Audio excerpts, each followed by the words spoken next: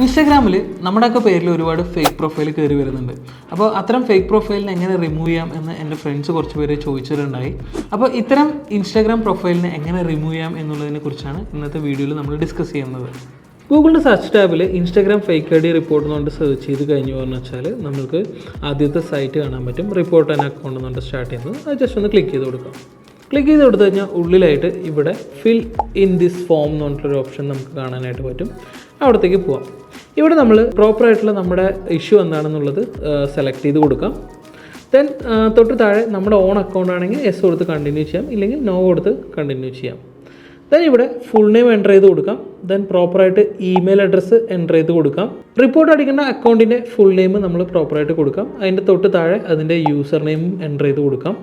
Then പ്രോപ്പറായിട്ടുള്ള ഒരു I D proof നിങ്ങൾ ഇതിലേക്ക് അപ്ഡേറ്റ് ചെയ്തതിന് ശേഷം ഇവിടെ അഡീഷണൽ ഇൻഫർമേഷൻ എന്ന് പറഞ്ഞിട്ടുള്ളൊരു ഓപ്ഷൻ കാണും.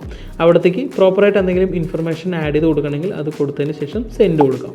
ഇത്തരം കാര്യങ്ങളൊക്കെ ചെയ്ത് കഴിഞ്ഞാൽ പെട്ടെന്ന് റിമൂവ് ആവുമെന്ന് പ്രതീക്ഷിക്കേണ്ട. ഇൻസ്റ്റാഗ്രാം റിവ്യൂ ചെയ്യാനായിട്ട് കുറച്ച് സമയം എടുക്കും.